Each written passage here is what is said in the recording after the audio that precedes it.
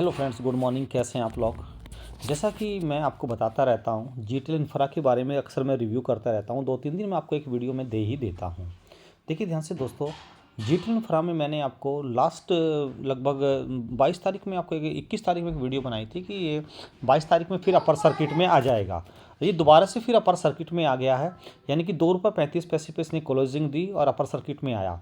2 lower circuit लेने के बाद फिर दोबारा अपर सर्किट में आया। देखिए सबसे पहली बात तो ये तो आपको मालूम है, this company is work in telecom sector. ये तो आपको मालूम है कि कंपनी किस में काम करती है।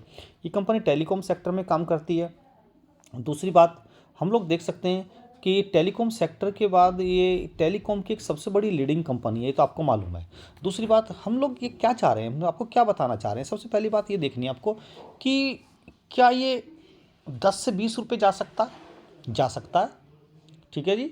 यानी कि ये इस ₹2.35 से, ये ₹2.35 से आपको ₹10 तक भी जा सकता है, ये ₹20 तक भी जा सकता है। एक पॉसिबिलिटीज़ तो ये है इसकी, इसको मान के चलिएगा, ठीक है ना।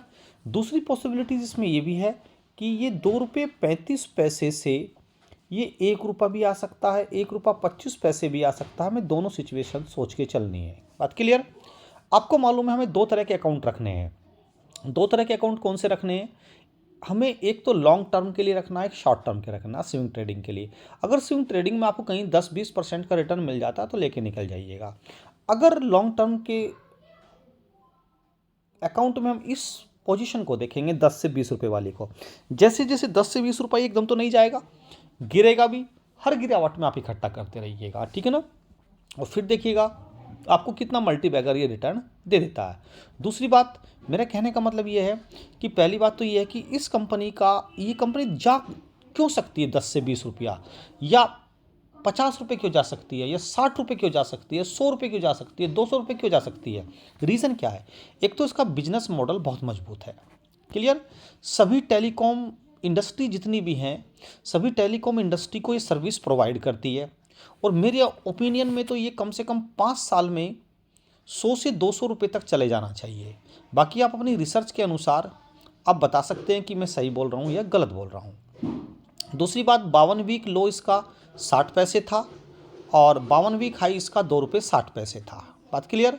अच्छा, इस कंपनी में खास बात है, आपने देखी भी होगी, इस कंपनी में हो क्या रहा है। इस कंपनी में प्राइस वेरिएशन बहुत ज़्यादा हो रहा है। यानी कि जो इस कंपनी में प्राइस वेरिएशन बहुत ज़्यादा हो रहा है, तो हम लोग देख सकते हैं कि प्राइस वेरिएशन में क्या है कि कभी कुछ ऊपर कभी नीचे प्राइस वेरिएशन इतना ज़्यादा हो रहा है कि इस प्राइस वेरिएशन को ध्यान में रख के ही हमें इस कंपनी से पैसा कमाना है। बात क्लियर? जैसे ही 20-30% नीचे गिरी आप ले लीजिएगा, 20-30% ऊपर बढ़े आप इसमें एग्जिट करते रहिएगा। एक तरीका तो ये है कमाने का इसमें। और एक तरीका ये है कि हर 10% की गिरावट पर आप कुछ पैसे इसमें इन्वेस्ट करते रहिएगा। बात क्लियर? तो फिर आप 4-5 साल का आप इसमें नज़रिया बना लीजिएगा। पहली बात, इंडिया की नंबर 1 टावर लगाने वाली कंपनी है, आप जानते हैं। दूसरी बात कि किसी ज़माने में आपको मालूम है कि कहाँ पर वर्क करती थी। किसी ज़माने में 100 रुपये का शेयर था, यानी कि 2008 में, 2007-2008 में ये 100 रुपये का शेयर होता था। लेकिन आज बिल्कुल पेनी स्टॉक बन के रह गया है। रीज़न क्या हुआ था? उस समय आपको मालूम हो 2008 में किसकी सरकार थी, 7 में किसकी सरकार थी, उसमें 2G घोटाले, 3G घोटाले, स्पेक्ट्रम घोटाले हुए थे और उस दौरान ये कंपनी बिल्कुल डूबती चली गई थी। उसके बाद फिर इसमें एक ट्रिगर आया। उसके बाद आपने देखा कि अभी कुछ सालों पहले रिलायंस जियो आ गया। रिलायंस जियो ने तो बहुत सारी कंपनियों को डुबा दिया जिनका आज नाम भी नहीं है। तो लेकिन ये अपनी सर्विस देने के फेथफुलनेस पर ये आज भी कंपनी खड़ी हुई है। तो इन सब चीज़ों को देखते हुए हमें लगता है कि ये कंपनी आने वाले कल में बहुत अच्छा परफॉर्मेंस कर सकती है। क्लियर? देखिए सबसे बड़ी बात है कि इसका रिलायंस जियो की वजह से भी इस पर बहुत इफेक्ट आया, ठीक है ना। ये कंपनी सर्विस बहुत अच्छी प्रोवाइड करती है, भाव कम है बट रेस्पेक्टेड नेम है। ये मत सोचिएगा 2 रुपये 2.5 रुपये की कंपनी है, बट रेस्पेक्टेड नेम है। इलेक्शन के आसपास टेलीकॉम बिल आने वाला है। इसी 2024, 25, 26 में हमारे चांसेस ये लग रहे हैं कि ये कंपनी बहुत बूम करने वाली है। एक ट्रिगर पॉइंट इसके पास क्या है? एक ट्रिगर पॉइंट ये भी है इस कंपनी के पास, आपको मालूम है कि इसने बीएसएनएल के साथ करार किया। देखिए बीएसएनएल, ठीक है जी, प्लस पतंजलि दोनों ने मिलकर टेलीकॉम सेक्टर में वर्क करने की सोची है। बीएसएनएल तो पहले से ही करता है, पतंजलि भी टेलीकॉम सेक्टर में आ रही है। बीएसएनएल इतना उभर नहीं पा रहा है क्योंकि पीएसयू सेक्टर है, गवर्नमेंट कंपनी है, और बीएसएनएल की वर्किंग कैसी है आपको मालूम ही है। ठीक है, अगर किसी ज़माने में आपके पास डॉट फ़ोन होते थे और कोई ख़राबी आ जाए तो 24-24 घंटे भी में भी सर्विस ठीक नहीं हो पाती थी, बहुत महंगा था। और आज देखिए कहाँ चला गया बीएसएनएल। लेकिन बीएसएनएल और पतंजलि दोनों का करार हुआ है, और दोनों ने टावर लगाने का ऑर्डर किसको दिया? जीटीएल इंफ्रा को। और अभी वर्क शुरू नहीं हुआ, सिर्फ ये करार हुआ है, ऑफिशियल करार हो चुका है, इसमें कोई ऐसी डाउट वाली कोई बात नहीं है। क्लियर? लास्ट मंथ इसमें बीएसएनएल के साथ बहुत बड़ा करार हुआ, बीएसएनएल का पतंजलि के साथ करार हुआ, और दोनों के दोनों मिलकर, अगर पतंजलि भी एक अपने आप में बहुत बड़ा एक सेक्टर है, अगर बहुत बड़ी कंपनी है एक एफएमसीजी, अगर दोनों के दोनों मिलकर इसको ऑर्डर दे रही हैं, इस पर वर्क करा रही हैं, इससे वर्क करा रही हैं, तो आप देखिएगा आने वाले कल में टेलीकॉम बिल के बाद ये कंपनी कितना प्रोग्रेस कर सकती है। यही इसके ट्रिगर पॉइंट हैं जिसकी वजह से हम लोग कहते हैं कि अगर आज ये 2 रुपये 35 पैसे का शेयर है, आज लोग हम कहते हैं 2 रुपये 35 पैसे का है, तो ये आने वाले कल में 235 तक की हमें संभावना बनती दिखाई देती है। देखिएगा, सबसे पहली बात, बड़े बड़े इन्वेस्टर्स ऐसी कंपनी में अपनी होल्डिंग बना लेते हैं और 5-5, 10-10, 15-15, 20-20 साल के लिए छोड़ देते हैं। जैसे किसी ज़माने में 1 रुपये का शेयर होता था मदरसन सुम्मी का, आज आज 120 रुपये के आसपास चल रहा है। लेकिन 120 रुपये के आसपास नहीं, अगर ये स्प्लिटिंग ना देता, बोनस ना देता, तो ओवरऑल हम इसकी वैल्यू देते तो 1 रुपये से कम ये शेयर लगभग 50,000 रुपये तक का हो गया है। 50,000 रुपये, अगर स्प्लिट बोनस सब चीज़ ना देखें, शुरू से देखें, तो 1 रुपये का 50,000 रुपये बना चुका है ये, यानी कि 50,000 गुना हो चुका है ये शेयर मदरसन सुम्मी।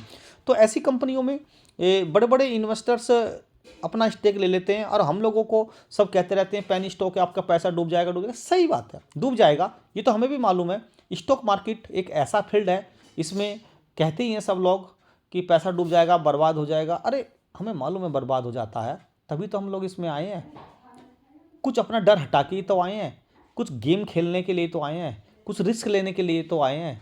ज़िंदगी में अगर इतना भी रिस्क ना लिया तो क्या लिया? थोड़ा बहुत आप इसमें ज़रूर लीजिएगा। अगर हम लोग 20-30, 50,000, 1 लाख रुपए का भी रिस्क नहीं ले सकते तो क्या करेंगे? रिस्क किस चीज़ में नहीं होता? हर चीज़ में रिस्क होता है, हर बिजनेस में होता है, गवर्नमेंट में होता है, गवर्नमेंट जॉब में भी रिस्क होता है। पता नहीं कब सस्पेंड हो जाए, कब क्या बात हो जाए, तो घबराने की बात नहीं है, आप लीजिए इसमें। ठीक है ना? ये भी मुझे मालूम है कि अगर आप 100 कंपनियाँ होती हैं तो 100 कंपनियों में से पेनी स्टॉक 2 से 5 ही अच्छे चल पाते हैं, ये मल्टीफोल्ड रिटर्न दे पाते हैं। लेकिन हो सकता है उन 100 में से ये एक जीटीएल इंफ्रा ऐसी हो जो चल जाए, और चलने की पूरी उम्मीद है, क्योंकि आने वाला कल टेलीकॉम सेक्टर का, इसके बिना तो कुछ है ही नहीं, ये आपको मालूम है। घबराने की जरूरत नहीं है। 2 रुपये 35 पैसे से देखिए चलना स्टार्ट हुआ, भी बहुत जल्दी 2 रुपये 80 पैसे पे जाने वाला है। एक अकाउंट में 2 रुपये 80 पैसे पर जाके आप प्रॉफिट बुक करिएगा, एक अकाउंट में पड़ा रहने दीजिएगा। 2 रुपये 80 पैसे के बाद मान लिया गिर जाता है, फिर ये 2 रुपये 50 पैसे तक आ जाता है, तो दूसरे अकाउंट में भी थोड़ा सा ले लो, इस अकाउंट में भी थोड़ा सा ले लो।